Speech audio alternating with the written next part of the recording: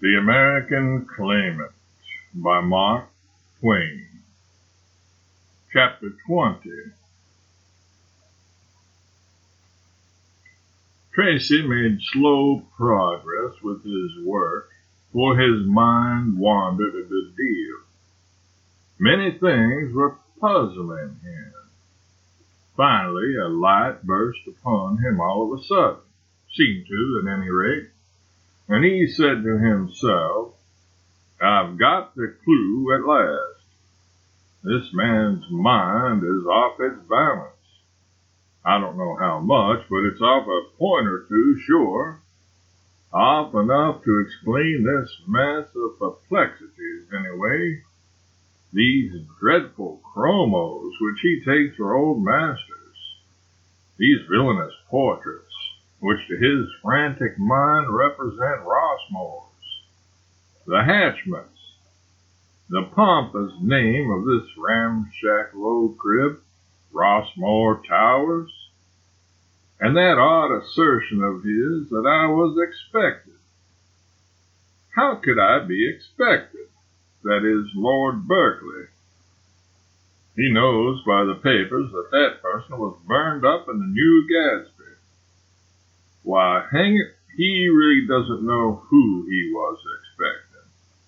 For his talk showed that he was not expecting an Englishman or yet an artist. Yet I answer his requirements notwithstanding. He seems sufficiently satisfied with me. Yes, he is a little off. In fact, I am afraid he is a good deal off, poor old gentleman. But he's interesting. All people in about his condition are, I suppose. I hope he'll like my work. I would like to come every day and study him. And when I write my father, oh, that hurts. I mustn't get on that subject. It isn't good for my spirits. Somebody coming. I must get to work. It's the old gentleman again. He looks bothered. Maybe my clothes are suspicious. And they are, for an artist. And my conscience would allow me to make a change, but that is out of the question. I wonder what he's making those passes in the air for with his hands. I seem to be the object of that. Can he be trying to mesmerize me? I don't quite like it. There's something uncanny about it. The colonel muttered to himself, "It has an effect on him. I can see it myself. That's enough for one time, I reckon. He's not very solid yet, I suppose, and I might disintegrate him. I'll just put a sly question or two at him now and see if I can find out what his condition is and where he's from." He approached and said affably, "Don't let me disturb you, Mr. Tracy. I only want to take a little glimpse of your work." "Oh, that's fine. That's very fine indeed. You are doing it elegantly. My daughter will be charmed with this. May I sit down by you?" "Oh, do. I shall be glad." "It won't disturb you? I mean, won't dissipate your inspirations?" Tracy laughed and said they were not ethereal enough to be very easily discommoded. The colonel asked a number of cautious and well-considered questions which seemed pretty odd and flighty to Tracy. But the answers conveyed the information desired, apparently, for the colonel said to himself with mixed pride and gratification, "It's a good job as far as I've got with it. He's solid. Solid and going to last. Solid as the real thing. It's wonderful. Wonderful. I believe I could petrify him." After a little he asked warily, "Do you prefer being here or there?" "There? Where?" "Why, where you been?" Tracy's thought flew to his boarding house, and he answered with decision, "Oh, here, much." The colonel was startled and said to himself, "There's no uncertain ring about that. It indicates where he's been to, poor fellow. Well, I am satisfied now. I'm glad I got him out." He sat thinking and watching the brush go. At length he said to himself, "Yes, it certainly seems to account for the failure of my endeavors in poor Berkeley's case. He went in the other direction. Well, it's all right. He's better off." Sally Sellers entered from the street now, looking her divinest, and the artist was introduced to her. It was a violent case of mutual love at first sight, though neither party was entirely aware of the fact, perhaps. The Englishman made this irrelevant remark to himself, "Perhaps he is not insane after all." Sally sat down and showed an interest in Tracy's work which greatly pleased him, and a benevolent forgiveness of it which convinced him that the girl's nature was cast in a large mold. Sellers was anxious to report his discoveries to Hawkins, so he took his leave, saying that if the two young devotees of the colored muse thought they could manage without him, he would go and look after his affairs. The artist said to himself, "I think he is a little eccentric, perhaps, but that is all." He reproached himself for having injuriously judged the man without giving him any fair chance to show what he really was. Of course, the stranger was very soon at his ease and chatting along comfortably. The average American girl possesses the valuable qualities of naturalness, honesty, and inoffensive straightforwardness. She is nearly barren of troublesome conventions and artificialities. Consequently, her presence and her ways are unembarrassing, and one is acquainted with her and on the pleasantest terms with her before he knows how it came about. This new acquaintanceship, a friendship indeed, progressed swiftly, and the unusual swiftness of it and the thoroughness of it are sufficiently evidenced and established by one noteworthy fact, that within the first half hour both parties had ceased to be conscious of Tracy's clothes. Later this consciousness was reawakened. It was then apparent to Gwendolen that she was almost reconciled to them, and it was apparent to Tracy that he wasn't. The reawakening was brought about by Gwendolen's inviting the artist to stay to dinner. He had to decline because he wanted to live now, that is, now that there was something to live for, and he could not survive in those clothes at a gentleman's table. He thought he knew that, but he went away happy, for he saw that Gwendolen was disappointed. And whither did he go?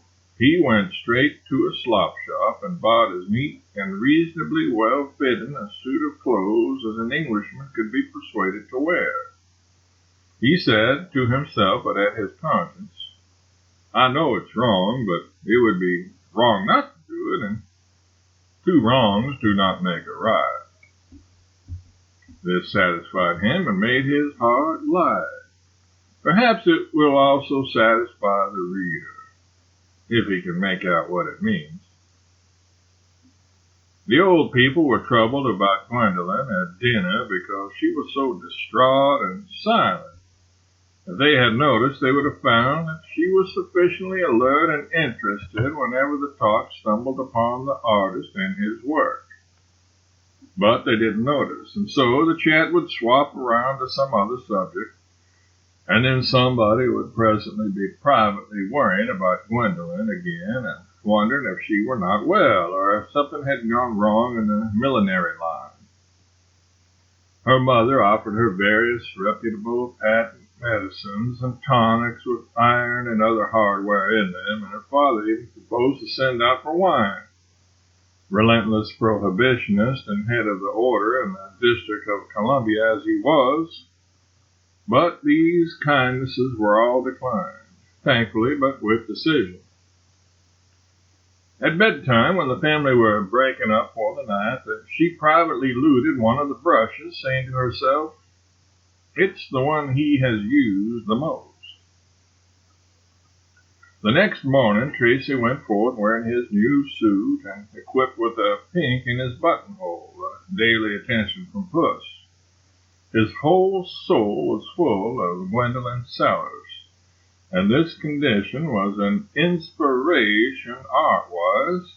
All the morning his brush pawed nimbly away at the canvases, almost without his awarity.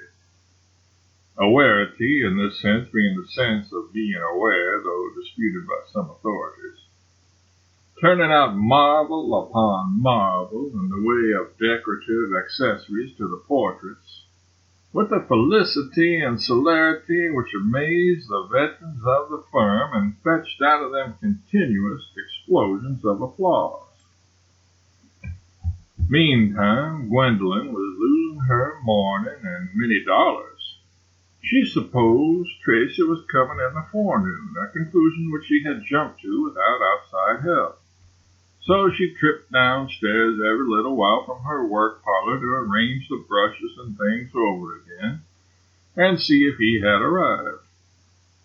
And when she was in her work parlor, it was not profitable, but just the other way, as she found out to her sorrow. She had put in her idle moments during the last little while back in designing a particularly rare and capable gown for herself, and this morning she set about making it up. But she was absent-minded and made an irremediable bosh of it. When she saw what she had done, she knew the reason of it and the meaning of it, and she put her work away from her and said she would accept the sign. And from that time forth she came no more away from the audience chamber, but remained there and waited. After luncheon she waited again, a whole hour. Then a great joy welled up in her heart, for she saw him coming. So she flew back upstairs, thankful, and could hardly wait for him to miss the principal brush, which she had mislaid down there, but knew where she had mislaid it. However, all in good time, the others were called in and couldn't find the brush, and then she was sent for, and she couldn't find it herself for some little time. But then she found it when the others had gone away to hunt in the kitchen and down cellar and in the woodshed and all those other places where people look for things whose ways they are not familiar with. So she gave him the brush and remarked that she ought to have seen that everything was ready for him, but it hadn't seemed necessary because it was so early that she wasn't expecting. But she stopped there, surprised at herself for what she was saying, and he felt caught and ashamed and said to himself, "I knew my impatience would drag me here before I was expected and betray me, and that is just what it has done. She sees straight through me and is laughing at me inside, of course." Gwendolyn was very much pleased on one account and a little the other way in another. Pleased with the new clothes and the improvement which they had achieved, less pleased by the pink in the buttonhole. Yesterday's pink had hardly interested her. This one was just like it, but somehow it had got her immediate attention and kept it. She wished she could think of some way of getting at its history in a properly colorless and indifferent way. Presently she made a venture. She said, "Whatever a man's age may be, he can reduce it several years by putting a bright-colored flower in his buttonhole. I have often noticed that. Is that your sex's reason for wearing a boutonniere?" "I fancy not, but certainly that reason would be a sufficient one. I've never heard of the idea before." You seem to prefer pinks. Is it on account of the color or the form? Oh, no, he said simply. They are given to me. I don't think I have any preference. They are given to him, she said to herself, and she felt a coldness toward that pink. I wonder who it is and what she is like. The flower began to take up a good deal of room. It obtruded itself everywhere. It intercepted all views and marred them. It was becoming exceedingly annoying and conspicuous for a little thing. I wonder if he cares for her. That thought gave her a quite definite pain. End of chapter 20.